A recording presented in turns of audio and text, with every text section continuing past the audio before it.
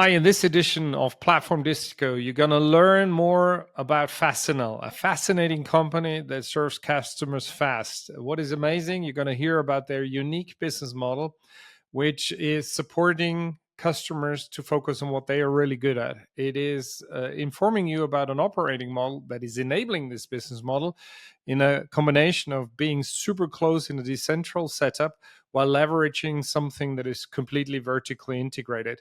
Why they prefer working with their internal teams in a culture that is all about ambition, innovation, and team play. You will hear that they even are hunting and trying to sell to customers for 7 years and finally succeed, and that they are a strategic supplier, and ultimately, to us, they are a frontier company. So enjoy the show, and let's go back to the dance floor.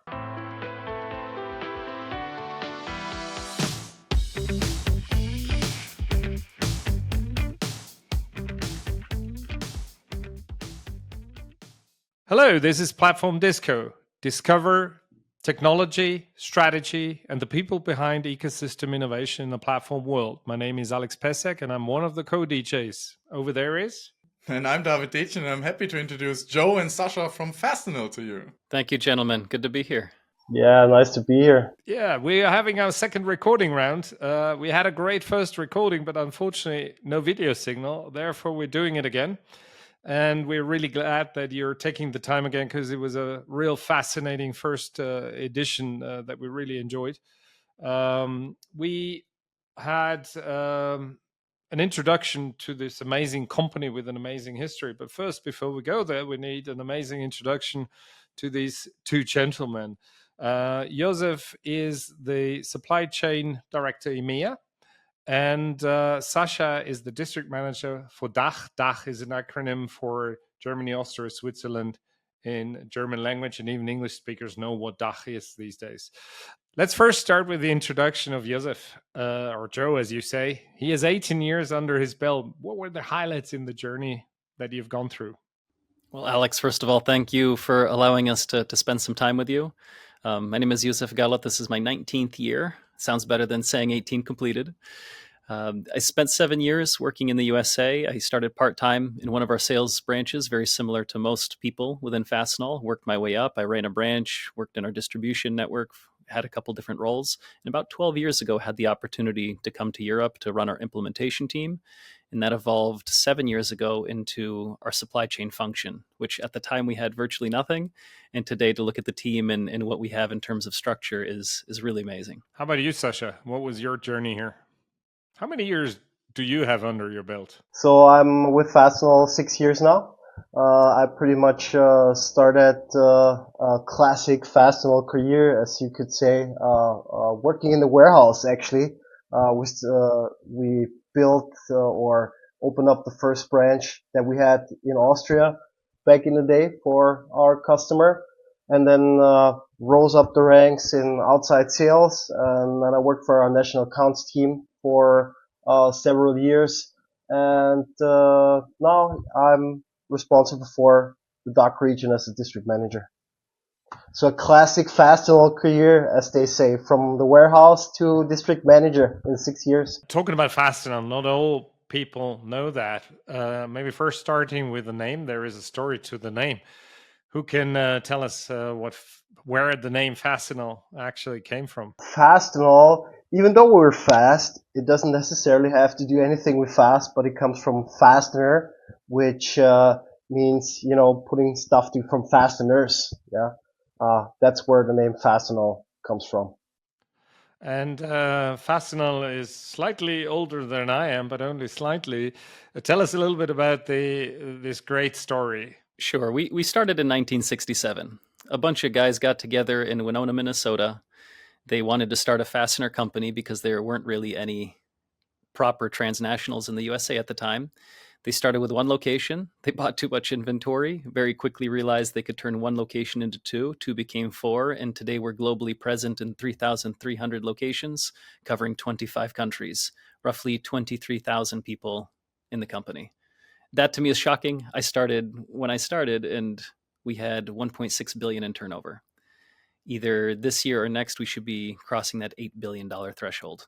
All company owned, no franchises. We do it ourselves. It's amazing. Your business model is something that is really unique. That's why we also thought it's great to bring this to the audience. Not everybody knows you yet, despite this huge size you have. Which is probably good. We haven't pissed anyone off yet. There you go. Tell us a little bit about the products and services you provide for which type of customers. So our typical customer are larger sized industrial production companies in various fields, and we provide the entire C-part range. So ranging from the classical fasteners that we were talking about, which would be nuts, screws, bolts, rivets, cable ties, that sort of thing. Especially in Europe, we're talking about PPE, or in Germany, as they call it, PSA products, which would be safety products like your gloves, your safety glasses, your ear plugs, your earmuffs, stuff like that. But also going into tools like hand tools, for example, your screwdriver, your hammer, and we can of course also expand that to other product categories as well, even going into electrical parts, stuff like that. Also interesting for me is the vision of Fastenal. So where's Fastenal going? What's the long-term plan of Fastenal? Our goal is to be the biggest and best industrial distributor that exists on the market. If you look at the progression that Sascha referenced with the product categories that we cover, it's been very linear. We started with connecting material fasteners. Well, it has to go through a hole, so we should sell the drill bit that makes the hole. And if we're going to install the fasteners, we should do the tools. And if the employees are going to wear safety, we should sell that too. And it's evolved into a full line. We call ourselves almost a master distributor, where there's no scope limitation on the type of products or services that we can provide, but there needs to be a service component. We are not a transactional distributor. We're an integrated strategic supplier. And that also matches the profile of customer that we work with, because small customers, a lot of them are trying to get through to the next day. Nothing wrong with that. It's just the function of their business. When you start to work at the size customer that we work with, there's long-term strategic planning. There's a lot of forethought that goes into pre-production planning, and that's where we'd like to get involved and add a huge amount of value to our customer base. What makes the real difference between a regular distributor and Fastenal? What is the strategic part? How do you do it? And what brings the most benefit to your client? Yeah, let me take that. So one word that comes to my mind, especially when we're thinking about what happened like 3 or 4 years ago, is customer designated stock. So basically everything that my guys have in their warehouse is already designated for a specific customer. So we're planning ahead together with the customer, their production, with many customers for years, and planning ahead the stock that we have on hand for that customer for many years in some cases. And the other thing that I would like to mention is, of course, our solutions. Fastenal is not your typical distributor that just drops a box in front of your door. That's not what we want to do. But we rather want to have an added value to our customer. So our end goal is to have the product delivered directly to the point of use just in time. Now that how we do that varies depending on the product that we're talking about, because a screw has to be delivered a different way than, for example, the safety glove that we were talking about, or the drill bits that we were talking about, and that determines the solution that we're going to offer to the customer on how to bring that product at the right moment, just in time, to the right spot where it's needed, exactly where the customer's employee is putting together the two pieces with that screw, or drilling the hole with that drill bit. So you're really well known for your innovative vending machines. How do they fit into your business model, and how can vending machines be strategic? If you look at the most basic function of a distributor, it's to supply parts when they're needed to the end user. And the most basic validation for that purchase decision can be, what's my price? When I buy that, when I issue my purchase order, how much am I paying? But that's only a tiny portion of it. You really have to look at, especially at the strategic, larger enterprise side, what's my total cost of acquisition? What's my total working capital that I need to maintain this inventory within my facility? How much labor do I need to deploy to do the material disbursement within my facility? So when Fastenal's coming in, what we're typically looking at is it's a total cost of ownership discussion. A customer, we're going to work together strategically to decide what should be the product portfolio. We'll bring in the best innovation that we can, new technologies, new manufacturers, new alternatives. We're going to right size what you're doing to get the best of the best in place. And then on the back end of it, let us take care of all of the day-to-day decisions. We have a commitment to one another that we will make sure that you have what you need at the production cell when you need it. Let us take care of all of the other stuff in the back end. And vending is a fantastic thing for that. I have a little tiny vending machine here, little USB stick. Thankfully, the real ones are a little bit bigger. But the idea here is instead of a employee on a production line having to stop work, to walk across the entire facility to a storeroom, to sign out what they took, go back to work and say hi to 4 friends on the way there, then have a commitment from the tool shop worker to fill out a little requisition form of who took it, where did they use it, all of these back end things. We'll put a vending machine directly into the production cell. We can limit access on who should have what, how much they should be able to take. And during that dispense, we can also ask for which production line are you working on, which production run. So everything from the physical acquisition cost related to that, all the way to the back end reporting and costing, we can take care of everything for them. And from a vending perspective, I'm fairly confident if you took all of our competitors and combined them, we're still bigger. We operate well over 100,000 machines globally, all Fastenal owned. Again, no franchising, no outright sales. We do it ourselves or we don't do it. That's pretty amazing. At the end of the day, that's what we liked so much. It's a vertically integrated business model, and we see a couple of very successful ones out there, Apple, Tesla being some very well-known ones. You grow that in a very systematic fashion. Maybe you can also outline a little bit this journey a customer is taking. Let's say certain type of industry you choose, but what is the standardized, repeatable process a customer goes through so you can jointly develop this offering and adjust until you have enough data and everything is in the flow, everybody's educated. So how does that really work? I'm just laughing because you said when there's enough data, Alex. There's never enough data. Oh, there's more data, right? There's never enough actionable data. There you go. But at least data might also be, we know we've done it before, right? I'm not only referring to data, but also experience.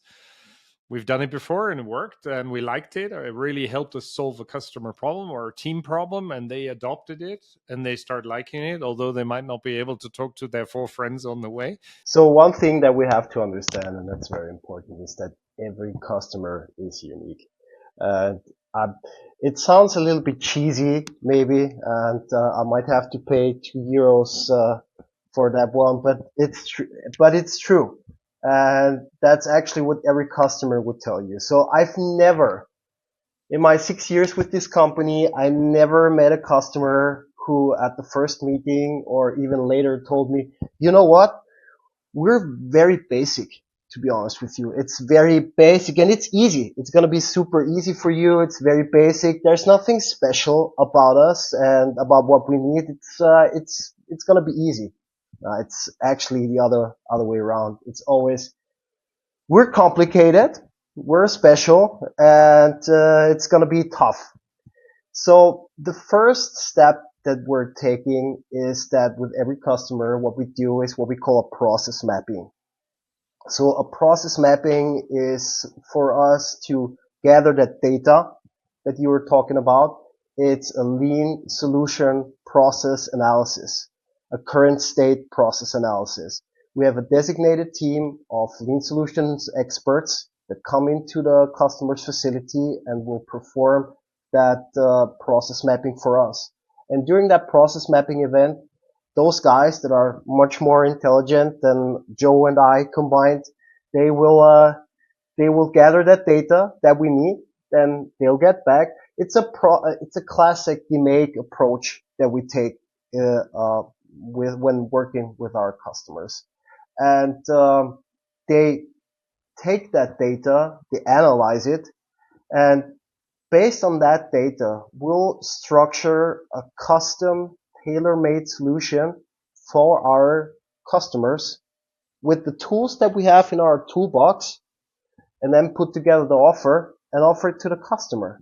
And one thing that I want to mention here as well is that entire process at Fastenal comes for no, added cost for the customer.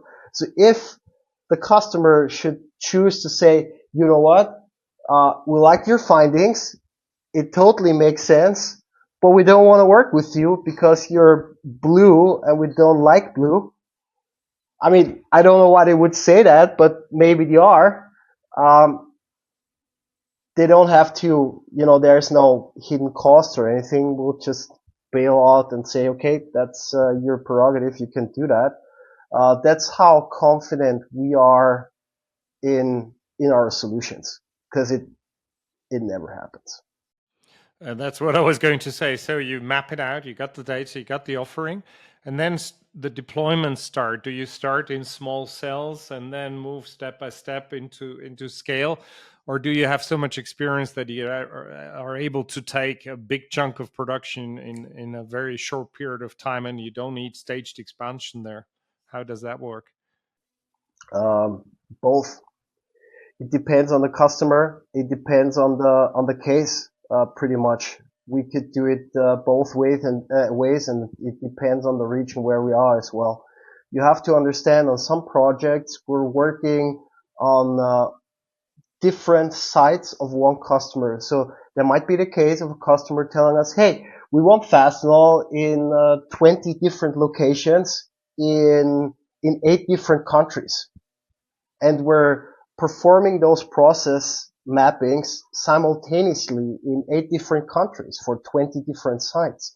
And then we maybe, and that's also what the Lean Solutions team will suggest on, hey, let's start with this country, with this facility, for example, or those 3 facilities, and then roll it out as we go. But to answer your question, in most cases, it makes sense to do it in phases, of course, but we definitely have the capability of taking or eating the entire cake at once as well. It's only a question if it makes sense for that specific case to chew down such a large cake all at once. Depends on the size of the cake, of course. I think one thing to mention also, which is quite important, it has a lot to do, I think, with the product portfolio. So depending on the production environment and what the customer's final output is, there's obviously a change in what are the feed-in materials and what things they consume. If we're talking high technology production fasteners that are made not to a dinner and ISO standard, but are somehow special, maybe it's a specialty coating, specialized length, what have you. If we're having to go to the Far East or even with our European manufacturing partners, from the time that we do sampling, we do pre-production approval processing, engineering application support, engineering change revisions, then ask for the full range production to be produced and shipped over, that can be well over a year. So obviously we don't want to wait from signed contract to revenue for a full year. So we'll typically start with 2 big categories, fasteners or safety. But beyond that, there's a whole bunch of other things we can turn on a little bit more quickly. And a lot of it has to do with the risk profile. Really what we're talking about, and this is something took me a long time to realize, when we ask a purchaser to sign that contract or the managing director to do business with us, really what we're asking them is to stick their neck out, take a risk on us, and hopefully we've done a good enough job in the sales process that they trust and are willing to make that leap of faith. Where we do that successfully, we have great customers with really high retention.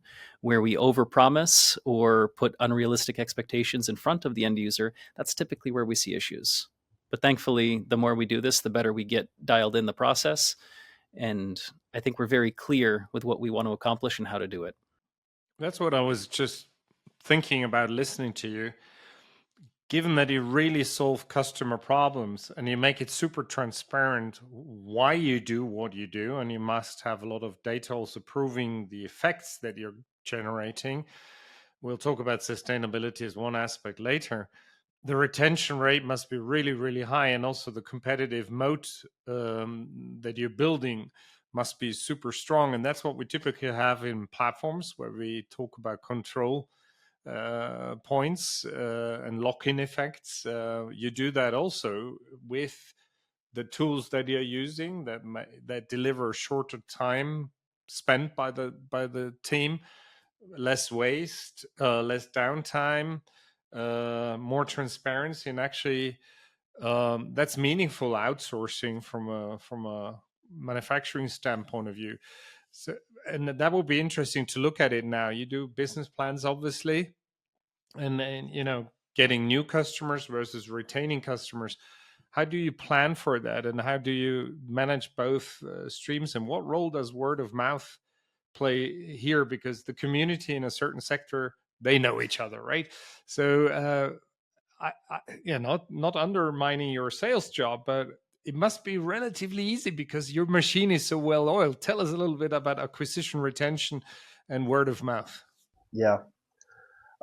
So let me start with retention, okay? Because that's obviously I would say the easiest. Yeah.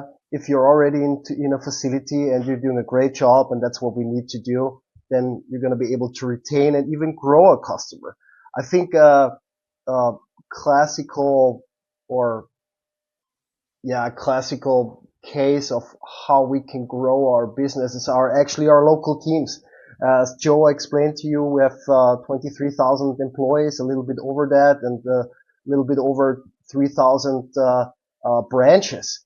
So if you do the math here, most of our branches have 10 employees or less. They're small branches when you compare them to our competitors.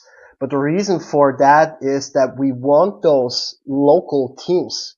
We really want to have branches that are, in the best case, designated to one customer, a system which we call an on-site, where we have a designated team that's that only has one customer basically, and they know their customer. We have personnel at the customer site every day, and they have their entire workday from 0800 to 5 at the customer production facility. So basically, as we talked earlier, we implement a project with a certain product scope, and the local team will walk the floor and they'll find new revenue streams for us. Pretty much talking to the production workers like, hey, I just delivered you that safety glove here into my vending machine. I see that you have tapes here. You know what? We can sell you those tapes as well, and I could, deploy those tapes in one of my lockers, for example. What do you think about that? And then the guy goes back and will shoot the customer an offer. And if they go for it, we're going to implement the tapes in our vending machines, in our locker machines. I think that's the most important thing about retaining a customer is, bringing a great service and having a personal relationship with the customer. When it comes to acquiring new customers, and then, of course, word of mouth comes into play as well here. So what we find is that one of the easiest ways for us to acquire new customers is to work with contacts that we have from previous customers. Because usually what happens is if one contact that we have leaves one company and then switches to another company, one thing that they always want to bring with them for some reason, I don't know why, maybe because we're doing a great job, is to bring Fastenal as well, especially if those guys are climbers, because they'll find, hey, I come into that new company, they get a costume 1 or 2 months, and then most of the time they're brought in to bring some change and to, bring some improvements to their supply chain. The easiest way for those guys to do a good job is to say, you know what, I'm going to bring in this great vendor, this solutions provider, and they bring in Fastenal, and immediately it gives them a good rep as well. So yeah, that's the easiest way of acquiring a new customer is by the good job that you made with another customer, obviously. That's amazing. And so ultimately, you have an innovative business model, and you have an innovative operating model, because this very decentral, empowered approach, close relationships and ties, that's something competitors can't crack really that easily. I have later a question on platform business models in this context, but over to my co-DJ. Sorry, Alex. Sorry, just one other piece of context. I'd like to lie and say that it's easy, the sales process, but it's not. We do have a good advantage in that we are a multinational. We have a lot of business in North America, especially, and we're able to leverage some of those global supply agreements also to apply to Europe. So when we look at the profile of our customer, north of 80% of all the revenue that we have in Europe is part of a multi-site global supply agreement. Now, just because you have a contract signed in Canada, Mexico, America doesn't guarantee success here. You still need to dance and jump through the hoops and provide the validation to make sure that you're a good fit for the end user. But we do try to leverage that as much as we can. So as much as we are decentralized, we empower our local teams to make local decisions for their local business.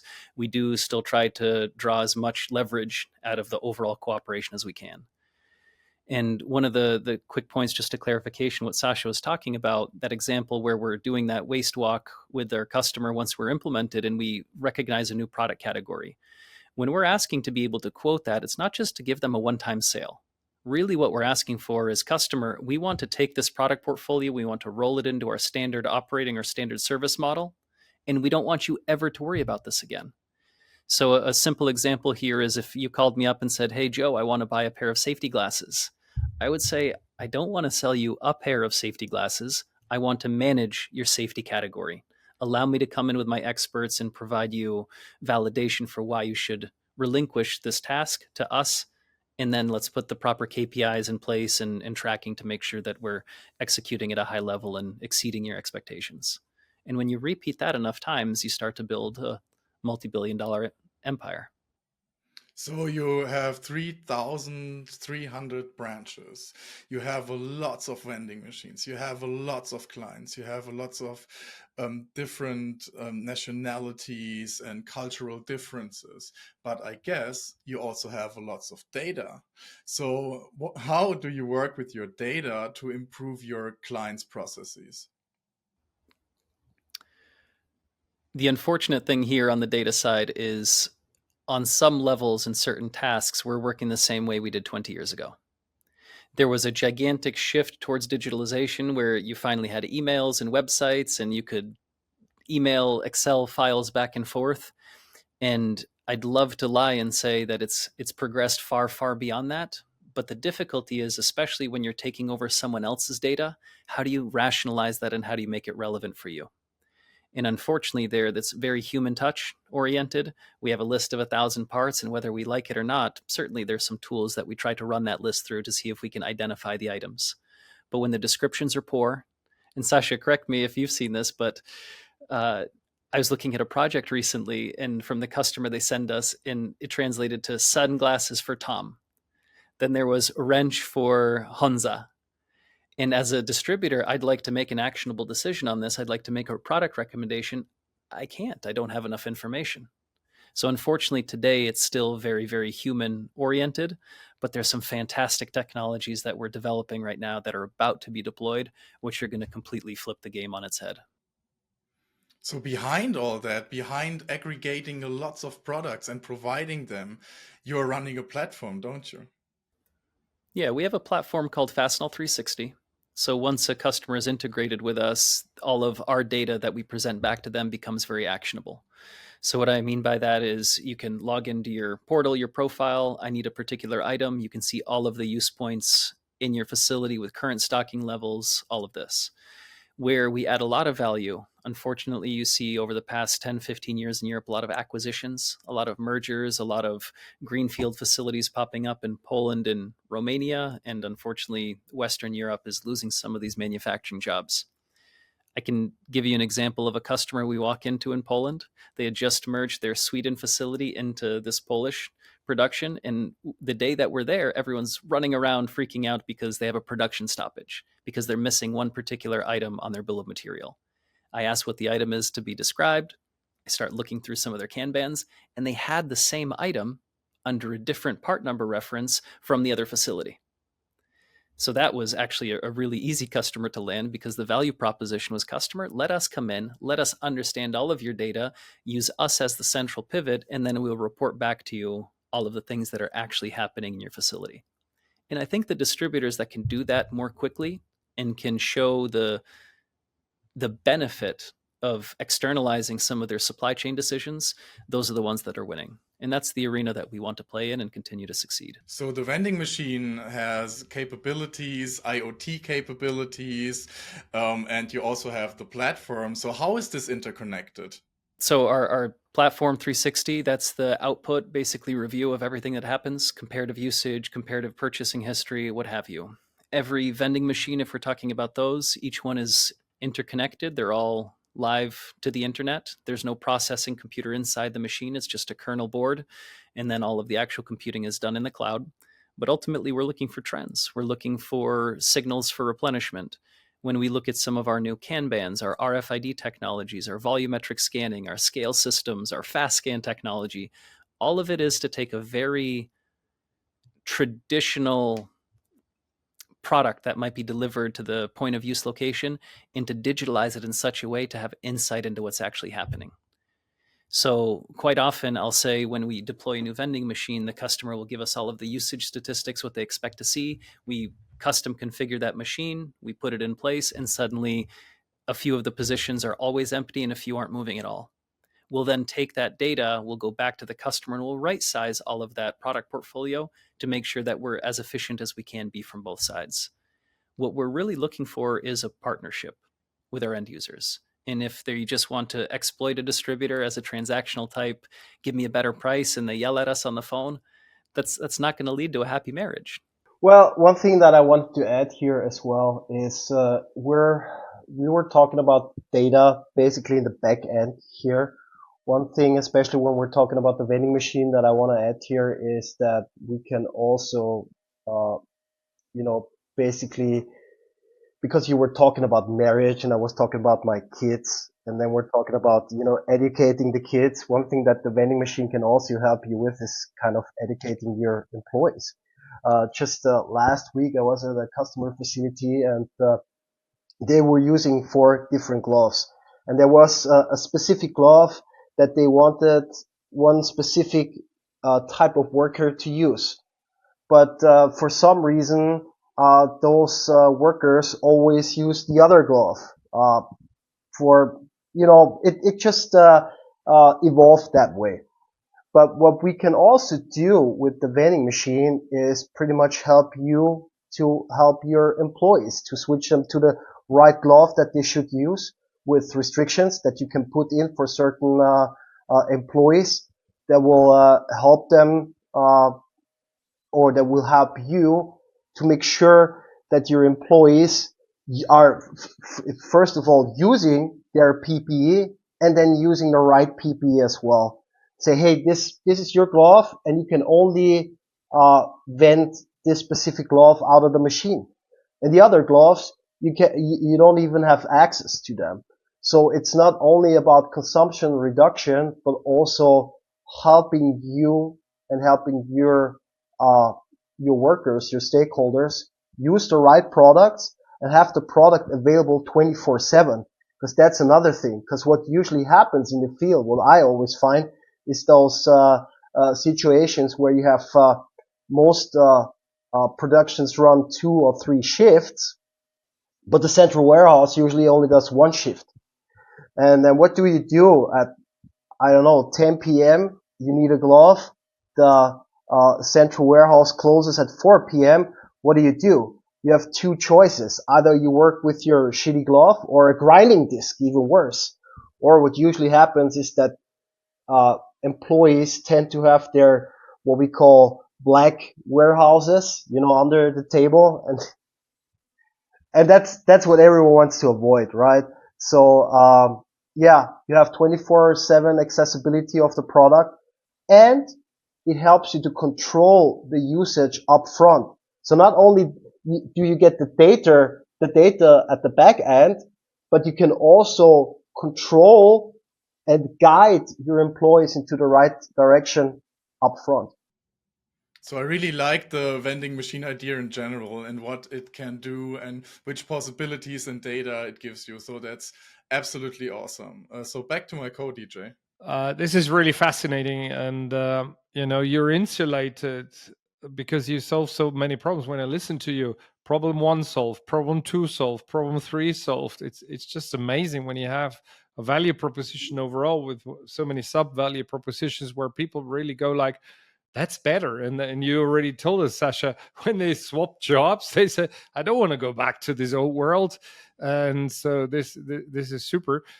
Joe, you were saying there is cool technology being worked on, and you mentioned how the overall setup is from an integration cloud standpoint of view, and the challenges you have with the data quality, obviously, because in a traditional company it was never a consideration, because if data is not used, why have a proper data strategy with a data quality that goes with it? What role in your innovations does AI play? Because I can assume that this will help you, particularly with the integration, data enrichment, etc., etc. Is that up your sleeves in those new data technologies you're going to deploy? Thankfully, yes. I'd like to go back a little bit. Either you or David had mentioned something about moats around the castle that protect the enterprise. That's in a large way how we've looked at the business since we started.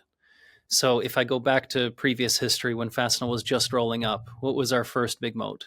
We have our biggest trucking fleet in North America. Our teams, I just got a number confirmed, it's a little over 12 million kilometers per month that we are driving on our own vehicles to disperse our own material. That was a massive moat because our cost of freight, our cost of physical movement was cheaper than anybody else. Then we start to get into thousands of little on-site locations, and we have in-market people, feet on the street. So we're not a phone number. It's not a website catalog house. We have somebody that will come and talk to you. That was a moat. People are doing that now as well. And then you start to look at vending. That was a fantastic moat. The idea had been around for a long time. There's some companies like Cribmaster that had been trying since the 80s. We were the first company, I think, that figured it out at an asset cost level and a deployment function that we could actually roll it up. And today we're the world's largest. That was a moat. Now everybody else is doing vending too. And you find is you establish some separation and then everyone's trying to copy you. Separation, everyone's copying you. So now when we look at it, outside of the uniqueness of our people and how incredible our teams are, virtually every other distributor has access to the same types of basic technologies to service a customer day to day. If we're looking into the future, and I think where we need to go, it's going to be heavy into AI utilization. So we work very closely with Microsoft and their Copilot division. One of the first things that we've put together is an internal communications platform called Ask Blue, where it's now we fed in the AI with all of our relevant data. And now it's interactive multi-language that anybody can ask a question. Hey, where's my certificate of conformity on this particular part? And the AI will help leverage surface these things. So that's an efficiency improvement. So you're using and leveraging new technologies. You have been the first company bringing vending machines to a huge scale in that area. So you're talking about other new technologies like Google and similar tool for finding the right product. So how is innovation done at Fastenal? We're very lucky in that we don't hire external companies to tell us what to do. The founder of our company is a guy called Bob Kierlin, and he wrote a book called The Power of Fastenal People in, I think, the 70s or 80s. In there's a description about what the org chart for a facility should look like for an organization. And I think people think of an organizational chart, they think of the classical pyramid. The problem with that, and I see this unfortunately with a lot of our German customers, where the managing directors, the people that are making the decisions, are so far separated from the functional doers that they don't really know what's actually happening. And within that breadth of management in between, depending on how much relevant information they get, they can have a completely altered perception of the day-to-day operations. What we're looking to do And what Fastenal's structure looks like, you have to think of us more as concentric circles. Our leadership sits in the middle, then our VPs, our district managers, our functional doers. And the understanding needs to be that the purpose of leadership in the middle is to look to the outer circles, look for good ideas, look for improvements that we can make to our overall organization, internalize those, figure out how to make them more standard, and then push them out. And it would be, I think, silly not to look at the 20,000+ people, because they have fantastic ideas and fantastic expertise. We just need to figure out how to very cleverly leverage that and implement it to our core business. And doing so, you talked about creating distance to your competitors, and then there is catch up. We call this the frontier model. The frontier is constantly shifted outwards, and tangibles and intangibles play a critical role there. Relatively speaking, the intangibles like business model, like data, like brand, culture, are aspects that actually insulate even more. And in a platform and ecosystem world, the relative importance, as I said, is going up. You talked about this very, how should I say, given the business model you're running is a vertical integrated business model, and you have these strong roots of a very healthy growth in concentric circles and an operating model in concentric circles. What would now be interesting, and you said you would tap into the people's ideas that are out there, and you have people together with the customer and you enable them with technology that makes it easy to bring it to the inside. So like the Fraggles had this uncle that would always go out and send a postcard from what is happening out there. That's what it reminds me of. Tell us about the culture that Fastenal has, because you sit here with your Fastenal shirts, which is great. You talk about your founder. Yeah, you talk about this great machine that you actually built. What is the culture, and what do you really protect to be able to stay what you are without becoming stale, or whatever we might want to call that? Tell us a little bit about that. One of the main things that I have to do as a district manager is recruit and hire new people. Basically, at the entry level. One thing that we're looking for is people that are driven and ambitious. Actually, we have that's one of our core values: innovation and ambition, teamwork and integrity.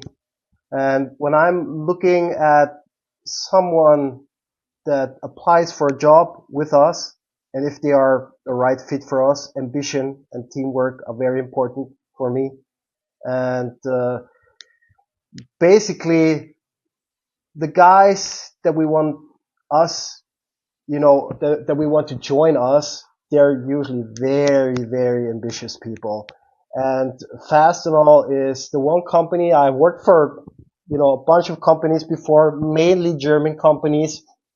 One thing that I've found with Fastenal, and I'm the prime example of that, is there aren't any borders. If you are willing, capable, and able, then you will rise at Fastenal. And that's a given. And again, I work for plenty of companies, mainly German companies, and there's usually a ceiling somewhere. And with Fastenal, if you're willing, capable, and able to do your job and to put in, the effort, the time, and the work, then you will rise at Fastenal.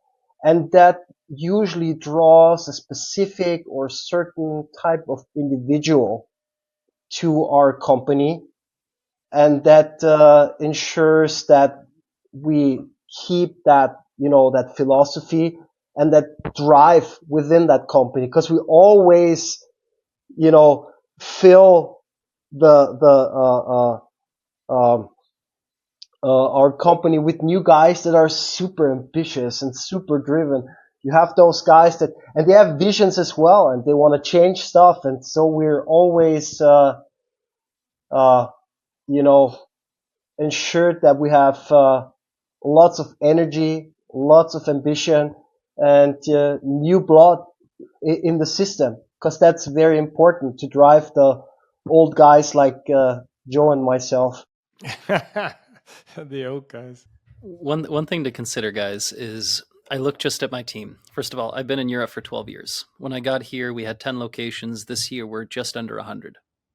There have been no acquisitions during this. It's just organic growth taking market share from our competition. And when we started the supply chain function, up until about 2017, we only sold fasteners in Europe. The USA had already had multi-different vertical channels, different product portfolios, categories. But when we came here, we were cash limited, we were resource limited, and we had a very specific type of customer and industry where we wanted to play, Class C parts, fastening.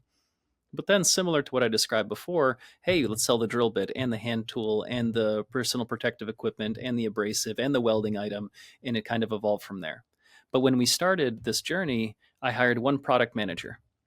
And then for about a year, I would come back from some trade shows with some number of business cards, say, hey, James, you need to now start calling these companies. Let's start a supply relationship.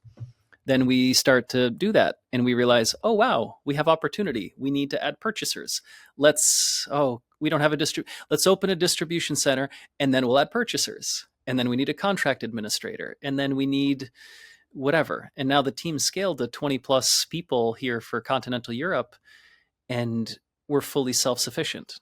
We don't have to leverage any additional resources from North America. Everyone's kind of come up through the same org chart. Sascha said it perfectly: ambition, innovation, integrity, and teamwork. Those are the 4 cultural values you have to have. If you're missing one, I guarantee you will not be successful in this organization.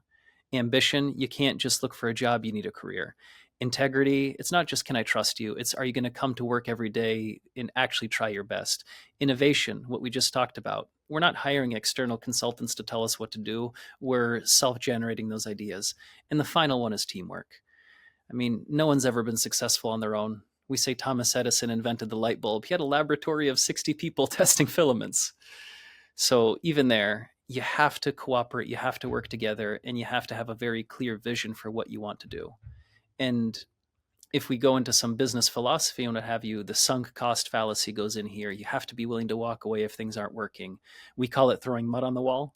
We'll throw mud on the wall, see what sticks. Oh, that stuck. Let's do more of that.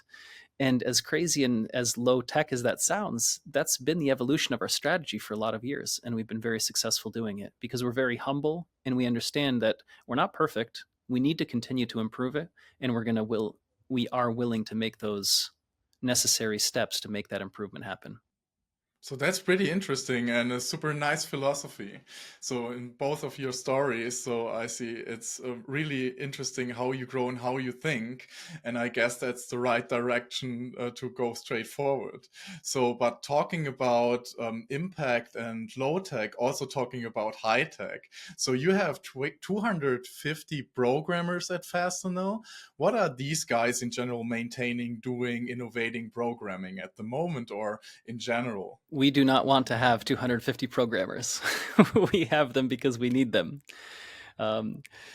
This is going back some years when we were first creating our first distribution system modeling. There was a piece of technology we call warehouse management system, WMS. There were certainly some other retail options that were off the shelf available to us, but none of them met our expectations in terms of how often they would pull data from our sales locations, how quickly we could turn that into an actionable decision for our distribution centers, and how quickly we could load product onto trucks and ship it out to our customers that needed it. So that was the first big start. We added a whole programming team. We started with a base piece of technology, and then we wrote all of our own software. And then since then, if you look at the different executive vice presidents that we've had within IT, for the past 6-7 years, we've been pretty static. I love the strategy we have. But before that, the idea was let's stack all of our modules of what we're doing vertically, which was very efficient on one level. But unfortunately, if we needed to make a programming change on one of the modules, the whole thing would have to be taken offline, then try to put it back together. And certainly you make change in step 2, step 16 suddenly not working. So new guy came in, a guy called John Soderberg, and he's been tremendously successful in unpacking that vertical stack into individual modules. We do work with some external companies as well to provide us some integrated technology. And the big challenge we have right now is just from a data processing standpoint. We, for a long time, have been doing everything off of static servers. And you see this in our organization. There's certain functions within supply chain that we only do this at Sunday between 2 a.m. and 4 a.m. because that's the only time we have processing power available. We need to migrate all of this into cloud. And that's what we're doing right now. It's called the data lake. And with that, we're going to have a huge additional advantage because it's going to allow us to go several layers deeper on information. So where today you might just look at part, vendor combination, and country of origin, well, I'd also like to identify what's the source origin of the smelt of the raw material that happened in China or wherever. So we continue to invest in this because we need to, because there's nothing off the shelf software wise that actually accomplishes our goals. So I guess that's a thing a lot of companies are talking about at the moment, because Alex asked you regarding AI, but what you really need to leverage AI in a good way is you need a data lake, you need data. So that's the point, and I guess that's one of your goals, and it's pretty interesting. Yeah. So back to my code, DJ. Yeah, and you just hinted, the transparency, one layer deeper, more data, processing power that leads obviously to circularity and sustainability.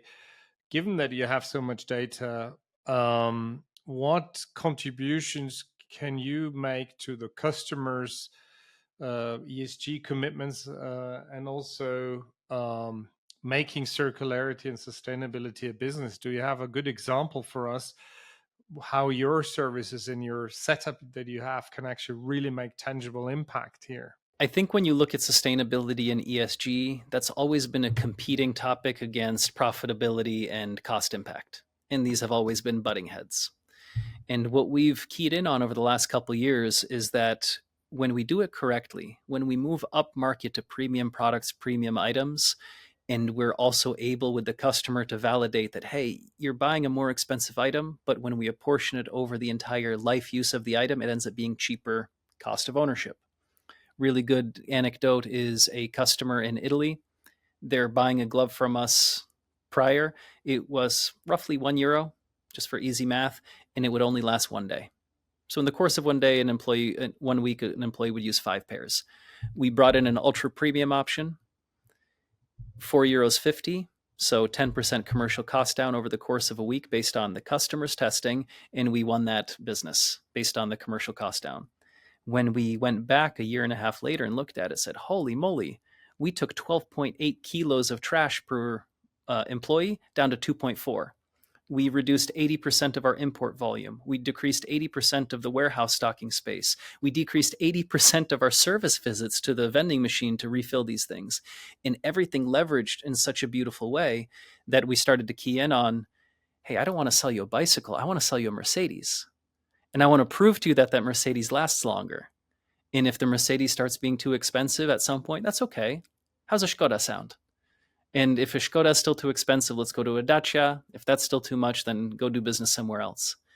And the most impactful thing is when you get into that arena of ultra premium, one of our favorite manufacturers is a German company in Solingen called Martor. They make safety knives. One of the best safety knife manufacturers on the planet, truly. Their furthest raw material source for what we buy from them is 300 kilometers. So speaking, Alex, to circular economy, they buy the material within 300 kilometers, do the full production and assembly in Solingen. They sell it to us. We distribute it through Europe. And now we're putting in a recycling program where we're recollecting everything and then reprocessing. So some of the new options that we have are 81% recycled material. And for the particular big customer that buys this one particular knife, just that change is going to eliminate 19 tons of virgin plastic per year, and it's going to eliminate 11 tons of paper waste. So if you look at it just as an isolated per piece price decision, it's hard to justify it. But when you look at the total impact and the total cost of ownership we keep referencing, then it becomes the cheapest option and the best option. Yeah, actually, this channel back opportunity that you do have, because you're there with your trucks anyway, right? And the data you have, not only from a usage standpoint of view, but also from a maybe digital passport standpoint of view, you know exactly what the product is comprised of, where it's coming from. There's for sure within this portfolio that you have, although they are low cost items, but they are super large volume and super large turnover. That is for sure something where you can help your customers contribute to their ESG commitments. And on aggregate, if you have so many facilities that you're supporting and you're already towards 8 billion, you sit on a lot of valuable raw material or reusable material, recyclable material. So you can be a circular player. How do you see that? Product category by product category, really. We're all sitting on a computer chair, I'm assuming. That as a topic, anything's technically recyclable, but this particular item, if you tear it apart to its components, it's plastic, it's metal, there's a hydraulic cylinder with oil, there's textile in there, there's probably a wooden base. There's not one manufacturing facility that does everything with this chair. For this one, a good option is probably to send it to Viola and have them burn it in Vienna and turn it into electricity. That is a good option. You look at other items, nitrile and gloves, that's very nice. You just peel it off, you're able to reprocess it, you can make new gaskets, you can make all sorts of things. So it's very category by category and product specific. But in general, what we are sure about, and I think you have a similar saying in German, in English you would say, I'm too poor to buy cheap stuff. Or you can say, nice price, buy it twice. We want to get as far away from that as possible. Let's spend the CapEx. Let's get the durable item that's going to last longer, or perhaps even right to repair. Perhaps when you buy that more expensive item, and we see this in certain safety categories when we work with 3M on forced air respirators. The cheap brands, when the headset breaks, you have to throw the whole thing away. On the more expensive brands, you can get the replacement part. And I think there's going to be a lot more focus on the ability to repair and the right to repair. And with that, obviously making all those products available to the market. But there's a big shift that's coming. And here at the European, the extended producer responsibility and some other legislation will definitely force more solutions in that space, and you're also very well set up to support that. Sascha, one more aspect. You hinted that, and Joe did the same, and we're very passionate about Europe catching up. And you said that actually it's kind of like hard given the hierarchical structure, the eagerness and openness to try things out compared to other geographies. Can you tell us a little bit how you see that, maybe even with an example, this willingness to try things out, to do them differently? Do you have a good example of that in another geography versus a European geography? Let me compare, and especially if you're taking the guys that are present here, Germany, Austria, and Switzerland as well, compared to, for example, Mexico. It's stratospheres between those. It's crazy. We're in different universes here. For example, if you're in Germany, and you have those companies that have been, going for 80 years or even longer. Usually what you find is that you really have to sell your solution to those guys, and you really have to have good points on why it's good, that they will challenge you, because usually what happens is they'll say, hey, we've been working fine for 80 years and it works perfectly fine. And usually the guys that you're talking to are, hey, I'm in this company for 35 years and everything worked fine. Why should I now switch? Why should I heard just 3 weeks ago, one guy told me, why would I put a safety glove in a vending machine? It doesn't make any sense because it doesn't cost that much money. Those are the kind of things that you're dealing with, and you have to really explain to those guys why it makes sense. Now, in comparison to that, in other countries like in Mexico, for example, they're running in our doors. I won't say that the sales guys in Mexico don't have to do a good job, because they have, but usually if they put up a new facility, and especially many US companies switching production capabilities to Mexico, they'll bring in their existing partner, which in many cases is Fastenal, to Mexico, and it's just a case of, hey, how fast can you give me that machine? In Germany, it's a real sales jobs to explain to them why it doesn't make that much sense to have their highest paid employee, because usually it's not every employee that goes to the central warehouse and gets their gloves. We have our department leader. They will go to the central warehouse and they'll pick it up for everyone in their department. So it's basically like you have your highest paid employee that's been in that facility for what, like 20, 30 years, just like yourself. And the only thing that you have to do for this employee is walk to a warehouse, get gloves, and put it into a black, under the table warehouse for the third and the second shift, or deploy safety gloves to his employees. Do you think that that's, smart? I think, Sascha, I'm curious to hear your opinion, but for me, a lot of this has to do with what's called a zero-sum game in terms of European approach and attitude.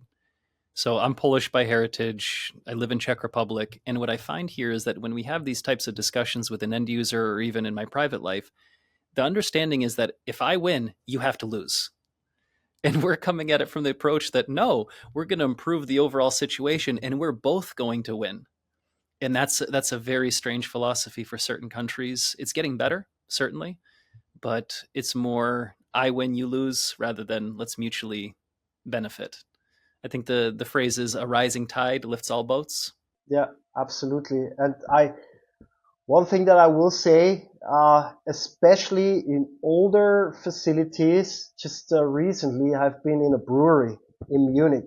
I won't say which brewery it is, but I will say it's smack in the middle of Munich.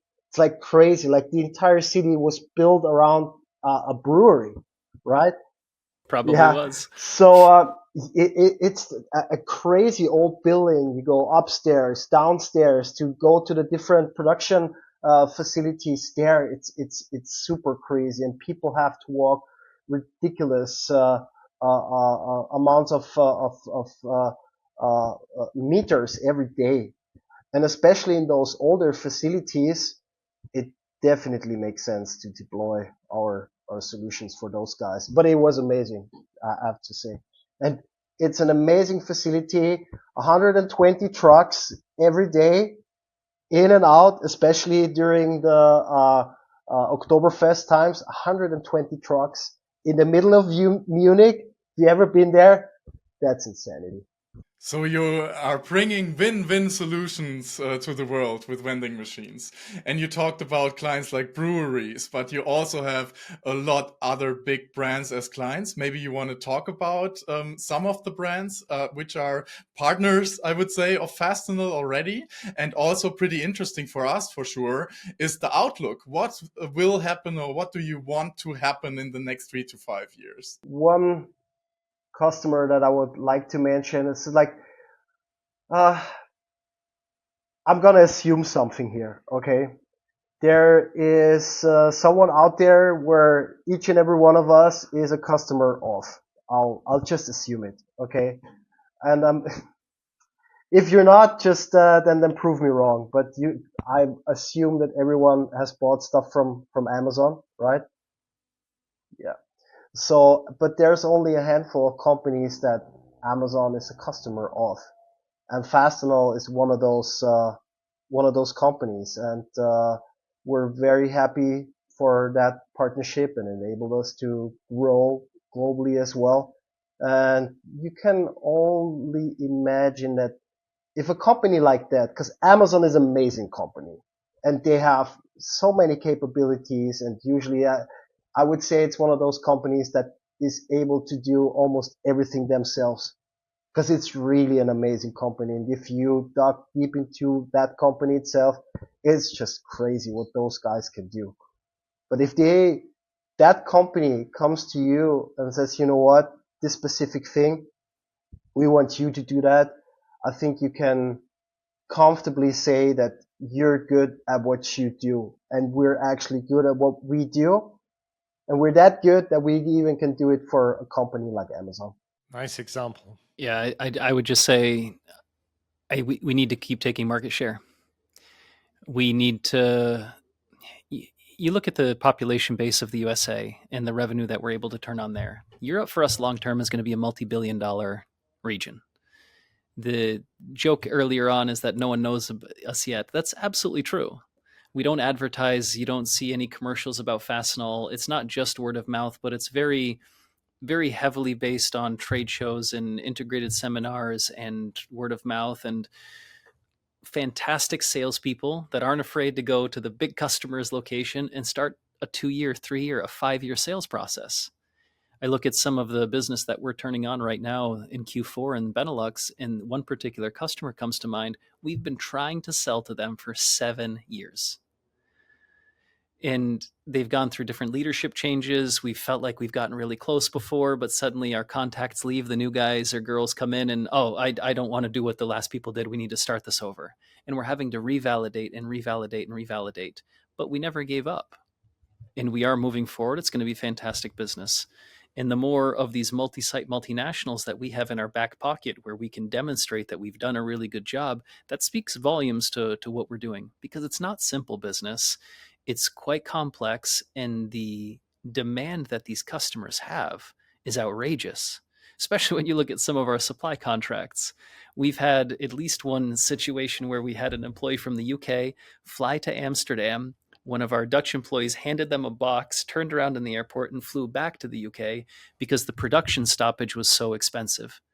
So going back to risk profiles and transferring risk from the manufacturer to the distributor to the end user, we are willing to take on risk. We believe in how we do business. We're willing to deploy technologies to be more efficient, to effectuate better change, and make really good decisions for not just us, but for the end user. We need to understand that it's not that zero-sum game. We're both going to win when we win together. And the more we do that, the more quickly, the sooner we'll be the biggest and best distributor in the world. Beautiful. Last thought. Thank you very much for being with us. Fascinating. And I was a little bit afraid that the second recording wouldn't be as cool as the first one. It actually was. And thank you for that. And sorry that we had these issues in the first recording where we accidentally pushed a wrong button, or our recording platform had issues. We wish you all the best for exciting your customers and contributing them, focusing on what they are best while doing something for the European economy and the environment. All the best. You guys too. All the best. Have a great one.